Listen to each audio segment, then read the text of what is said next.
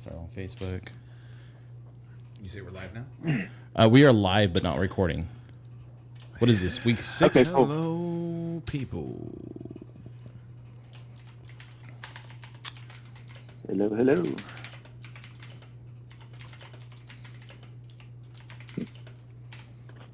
Save. Go live. Ken, you're not talking, right? No, I'm not. Okay, cool. Let's move stuff around here.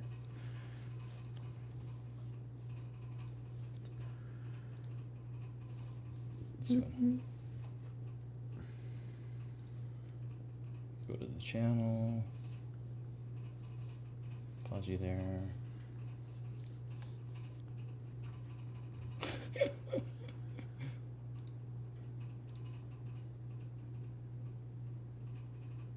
So we're live on Facebook.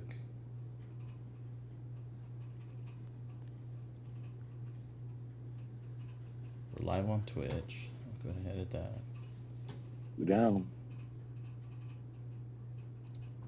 We're on week 6, and it's the 14th.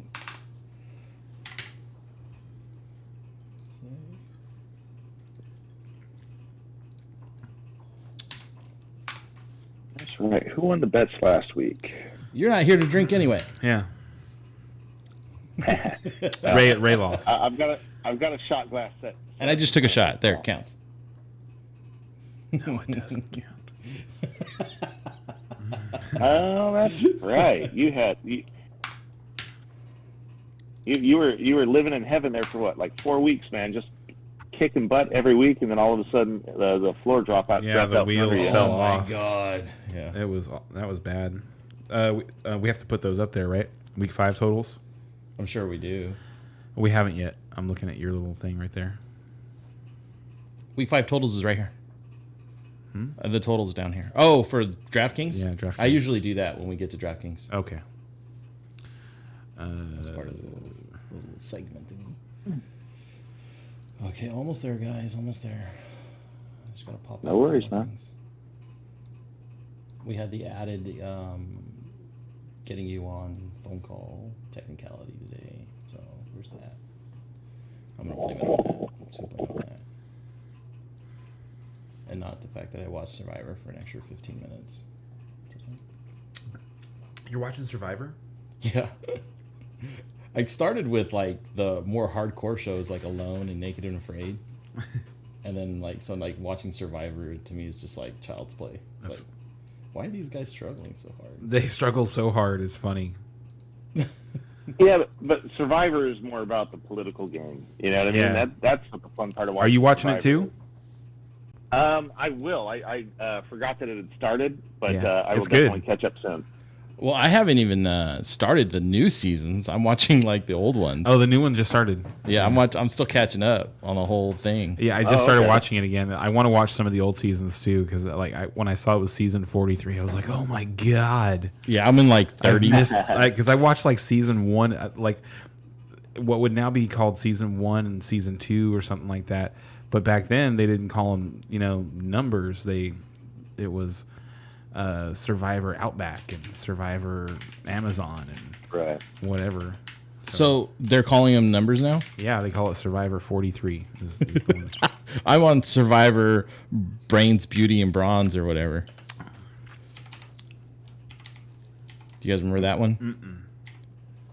Where they got a bunch of like... I remember them having that one, but I would. Okay.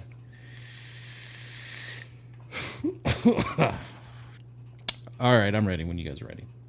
You guys ready for me to do the announcing, the intro? yeah. I'm ready. Welcome back, everybody. This is episode 6 of Fantasy Football Theories. The producer, Ray, and joining me is Ken. What's up, everybody? And Brian has to call in this podcast because his house is possibly running COVID right now. They're hosting COVID, so Yep. he's joining us. Yeah, sorry about that, guys. I'm feeling good. The family's okay, but yeah, I figured it was safest to go remote today. And we appreciate that. So that's where we're at, everything. So, let's get started, shall we? Yeah. So start with the Homer minute. You want to lead us off? Brian, go ahead and lead us off with the Homer minute, please. Oh yeah, Brian's is good too. All right. Well, I mean, the game went as predicted last week. I mean, we were going against the best team in the league with our defense hobbled and and a new rookie quarterback and all kinds of other stuff. And, kind of went as expected. It was a huge blowout. Unfortunate. But one thing I did see is I did like how Kenny Pickett was kind of pushing it downfield. I felt like the offense looked different with Kenny Pickett back there, like in a good way. A little more explosive. Like, yes, yeah, like big plays can happen. Yeah. With Trubisky back there, I felt like nothing was going to go right. Like nothing could happen at some point. I was just like, oh my God, this is last year only worse. But with Pickett back there, I at least felt like, ooh, okay, I can see how that could be good. Ooh, I can see how that could be good. So obviously horrible Tampa Bay this week, another great team. Next 2 weeks we had two good teams. So I mean, we're definitely in trouble in the short term, but I feel optimistic long term as we get some of our defensive players back and as Pickett starts to pick things up. Steelers might be a dangerous team at the end of the year, but right now we are not, and don't bet on us this week. Not on this week either, huh? Well, you're not playing this week. Oh no! Oh no, definitely don't bet on them this week. Oh wait, no, you are playing. We are missing both cornerbacks. And Like they lose to Brady all the time when they're good. We basically have our second string defense up there. Like that is literally where we are right now. It's ridiculous. And we're facing Tom Brady. Yay! Yeah, it is. It's a great time. It's gonna be a fun time. So, can I tell you? I watched that game, and I had this thought about it. It's kind of like when you're watching a movie. It could be like any movie or any show where there's the underdog versus the Goliath, and it's not this, and it's not the fight where the underdog, the David, wins the fight. It's the first fight where David goes into the fight with like a plan, and for a brief moment you see that this might happen because the game started off with Pittsburgh pinning him back on the 2-yard line, and then they had 3rd and long, and before the Gabe Davis touchdown, and then Pittsburgh turned the ball over on the kickoff right afterwards. But even then, we got it back. And we got it back. Yes, we didn't score. So I was just like, wait, maybe. Yes, exactly. It was So yeah, the game ended up 38-3, but like 28 of those points all happened in like 6 minutes or something like that. The Steelers were fighting for quite a while in that game, like longer than the 38-3 score would suggest. And yeah, I thought Pickens looked really good. Like Pickett is definitely going to have to watch the film and clean up a bunch of stuff. I thought Romo was doing a good job of criticizing him as the game was going on. And but man, Pickens looks awesome. He looks awesome. Like I just shipped another offer for him in Dynasty. and Pickett definitely is looking for him all the time. So. Yes, he's going to be number one for sure. That's going to happen for a while probably. Bye Deontay. And Deontay didn't help himself with I think he was it 1 or 2 touchdowns that he didn't catch because he was slightly out of bounds. Right. Yeah. But honestly, I see it being more of a Pickens is going to be more of the down the field dynamic receiver, whereas Deontay is our underneath reliable. You know what I mean? What's funny is I think that short yardage receiver. I don't think they need one of those guys. What I see is that Pickens is a tall version of a receiver who can run all those routes. Because it seems like they're already asking him to run a lot of different routes, and he gets open all the time, so he's good at it. So you might just have like a bigger Justin Jefferson on your hands, is what it looks like. And then if that's the case, I'd rather have Claypool than have Deontay Johnson as far as like a prospect on the team is concerned. He looks like a better athlete. I feel like we're shopping Claypool. I feel like Claypool isn't going to be in our future, but who knows? I mean, watching as not a fan of the team trying to build the team up, I find myself being like, man, that's the player I would want to hold on to is Claypool. He seems like the really talented player of the other two. Pickens seems obviously talented, but Claypool still is like he's bigger and faster. So there's still a lot there. Yeah. I'd love to see him put it together. So should we move on to the Rams? Please. Yep. So the Rams against the Cowboys, you guys jumped on this on a really big lead. But since we're going to be talking about the Rams and you can have your minute with the Cowboys, I've been saying it. I'm so over Cam Akers. I was over Cam Akers. You're not the only one that's over him. There was news that came out about him this afternoon that he's going to be out on Sunday. Mm-hmm. And his future with the team, when pressed about it, when asked specifically about his future with the team, McVay didn't want to give a definitive answer one way or another. Good. They're working through some things with Cam, is what he said. And now the reason for him missing the game is like personal reasons. Yeah, it's some kind of family issue or something. No, I don't think so. I think I think that was just the reason. I think him and the team have a problem. You think that's just the cover? You think he got bad news and he's taking it badly? No, I think they can't say we're unhappy with Cam Akers, so we're you know what? The bad news was probably that hey, we're going to go with Darryl as the number one this week, and and he didn't take it well. He probably I mean this is obviously just speculative. Yeah, I have no freaking idea. Because all you can, there's very little out there about it so far, but it's I don't know. Maybe he just like didn't handle them giving him that decision well or something like that, and they decided, you know what? Well, you can just sit out the game. So I drafted Dan Henderson in my fantasy because I thought he was the obvious. Dan pick. Henderson, the MMA fighter. No, Henderson. Dangerous Dan Henderson? Henderson. Anyway, so obviously my brain's not firing on all cylinders right now.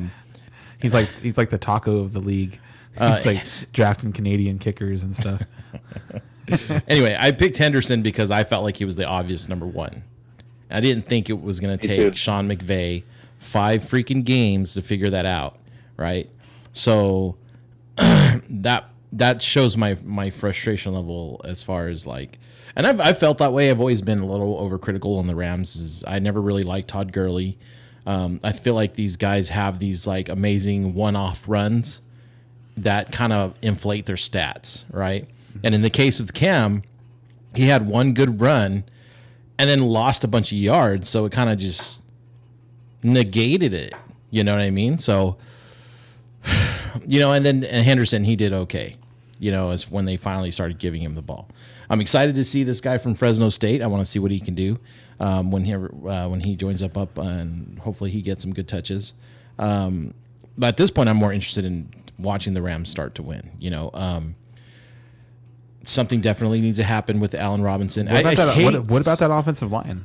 I mean, obviously, everybody says it all starts with the obvious. Well, I'm not going to start with the obvious. Obviously, we need to get some offensive line help, but we also can't be sitting here like, let's just hand the ball off to Cam Akers or throw it to Cooper Kupp. They got to figure out something because they got to get some of those other players involved. Watching last night, the Bears open up their offense a little bit.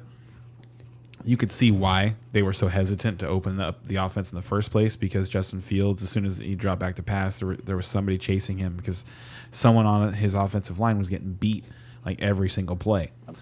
And so you can see why they run the ball so much. I'm not sure what the Rams' solution needs to be, but and maybe it's because they don't run any like play action or bootlegs and stuff like that. Maybe that's what it is, but they need to get Stafford to the point where he's got half a second to make more than just one read, because that's what's happening right now. Is he's being at the game. What I saw play after play after play was him drop back and sometimes not even get to read one. And like there was probably less than 5 times throughout the course of the game where a guy actually ran open, and he didn't get to see him. Not one time. Mm-hmm. There wasn't one time where Stafford threw. There was not one time where Stafford threw the ball and it was a comfortable open area for the receiver that the receiver was sitting in and caught the ball. The 2 big plays of the game were both very, very close. Diggs was in coverage in both of them and nearly knocked the ball away in both plays. So who got those? The one was the 75-yard touchdown to Cooper Kupp, yep. and that was on 3rd down, so that was a big play. And then the other one was Tutu Atwell, and on that play, Stafford I think it looked like Stafford threw the ball farther than Diggs thought he could throw the ball, because he wasn't on his horse the whole time, and he tried to catch up and wasn't able to catch up in time. So Stafford had to, basically try to outthrow Tutu Atwell on that play in order to connect with it, and it was still really, really, really close. That Cowboys defense is tough, but I guess what I'm trying to say is they forced the ball so much to Kupp, force the ball to somebody else too.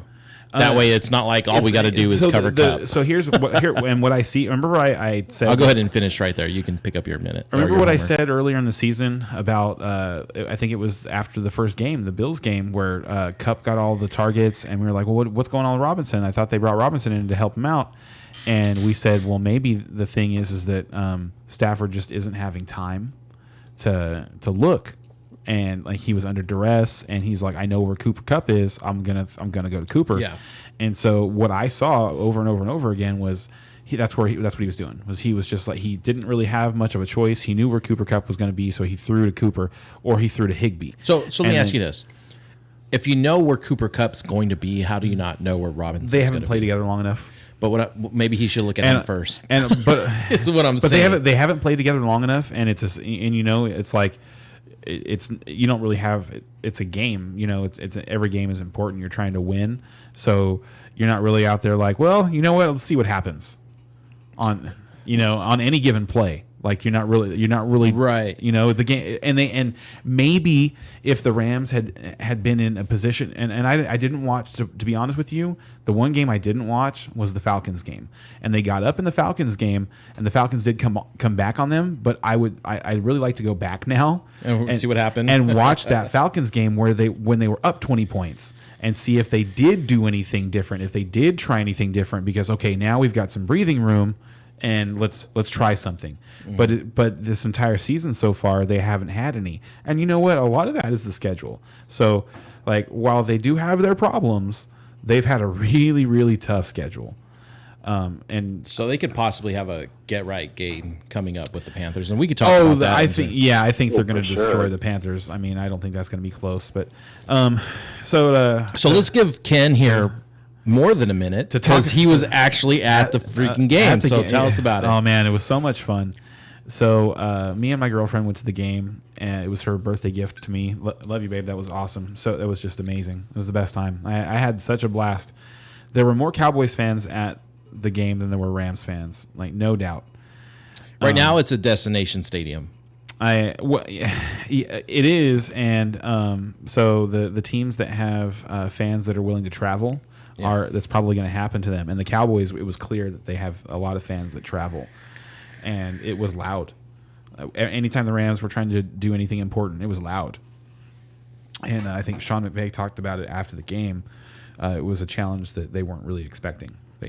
It was a lot more difficult than what they expected. And that's something they should have figured out by now.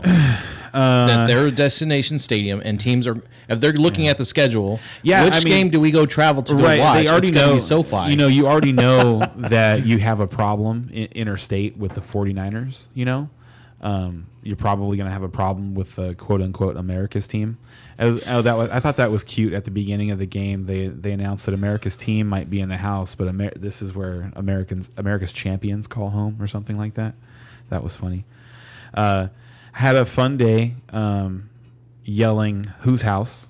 all over the place anytime to see if the Rams fans wanted to step up and say anything, but they didn't have much to say because there wasn't very much good happening for the Rams outside of those 2 plays. That was pretty much it. It was a we'll be getting to the starts and sits here pretty soon. It was a dominant performance. Where are you chatting from? For some reason, I'm not seeing your chat. Sup, CN Challengers. I'm not seeing your chat on my chat feed. You're popping up on our overlay, but I'm not seeing you in the chat feed. So Can I have the bottle opener, buddy? So if you can let us know where you're chatting from, so I can figure out what that chat's. So What's up, Ninja? Go ahead. So not to go too far into my homerdom today, but they looked awesome. They looked like a legitimate contender. There were no lapses on defense. That was the thing. Was Stafford was constantly under pressure. They didn't give up big chunk plays on the run. I think the longest run of the day the Rams had might have been 12 yards, something like that. It was a very impressive performance, and they're going to get healthier, which is the crazy thing. They still have help coming back in the secondary. They've got Dak coming back. So that's the one important takeaway I think I should talk about from this game. There is no quarterback controversy in Dallas.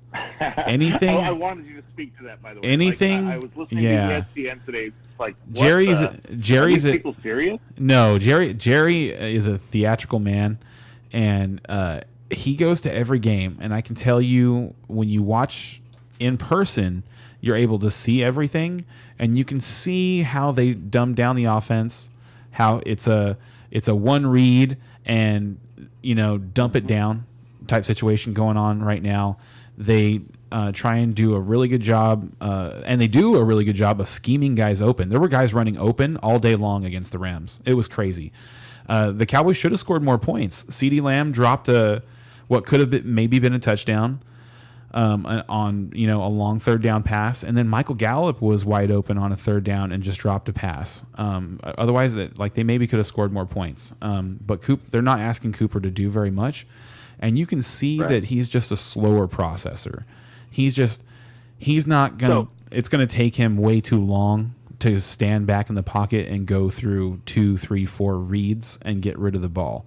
He's gonna, exactly, and I agree with everything you're saying, but. Let me just say, you're 4-0 with Cooper Rush. I know. So I'll tell you, if Dak, it'll be interesting if Dak comes back and performs badly.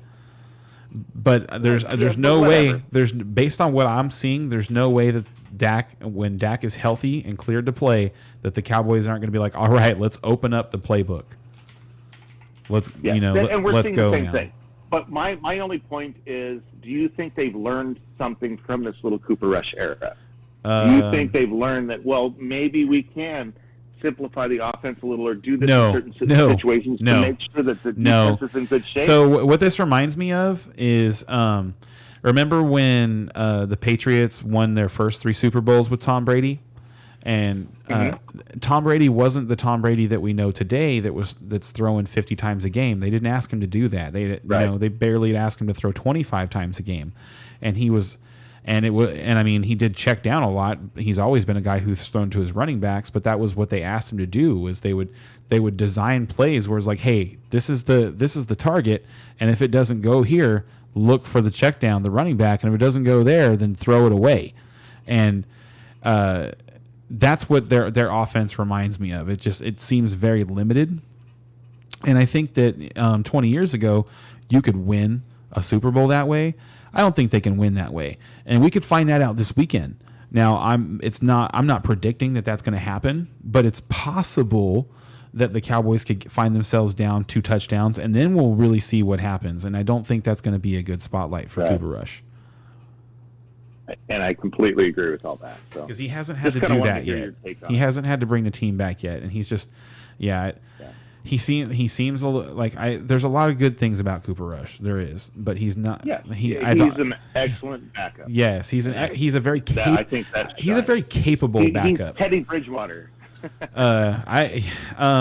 I think he can. I think he's got more of an arm than Teddy. And Teddy, and also Same category though, and right? here's why Teddy Bridgewater is like Iceman. Like he won't make a mistake. He won't put the ball in bad spots. So he doesn't get to reap the rewards of putting the ball in bad spots too. Whereas Cooper will do that. He will take chances and there was one in this game where he read the play wrong, and the Rams probably should have had a pick and a good return, and they just missed it. And I think and the Cowboys were in scoring territory at the time too, so it would have been a really big turnover. And instead, the Cowboys 2 plays later kicked the field goal that was the last points of the game. But yeah, no quarterback controversy in Dallas for sure. Yeah, we can move on from that. All right. So, are we moving on to how we did in the picks last week? Yeah, they're already compiled. We've got new scores. The last 3 games of last 4 games of the weekend were very bad for me. They were all so close too. It was awesome. So, the new score is Brian has 48 correct picks this season. I've got 42, and Ray has 39. The end of the weekend was really fun. One of the premier games of the week was the Cardinals and the Eagles. And I had picked the Cardinals to win that game, and I was feeling really good about that until the Cardinals decided to just completely blow it. And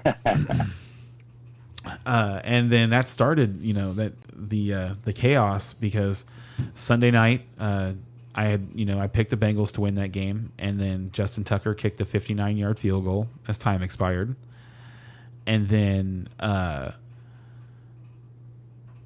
Monday night, I picked the Raiders, and not only did Josh McDaniels say, you know what, we don't need a tie game, let's just go for 2, even though we know they're going to get the ball and they're going to need to score anyway. Let's just give ourselves a chance to lose right now. And then 4 minutes left. 4 minutes left too. And then not only that, and what's funny is I have yet to hear anybody give him negative about that decision. Like, I hated the call when they did it. I hated it. I did too. I thought it was terrible. Heard some analytics people say that it was like 52% to 48%, and that they actually made the right call. But I listened to the PFF guys, and he was like, and the guy was like, he was like, and you know what? The call did kind of work, because the Chiefs they slowed down their offense. In the 4-minute offense, when they were just going for first downs rather than like trying to pummel the Raiders and score again. And I was just like, you got to be kidding me! Like, of course they've like slowed down their offense. They were up. Like, what are you talking about? That's not a justification for like not tying the football game. It's like, oh, now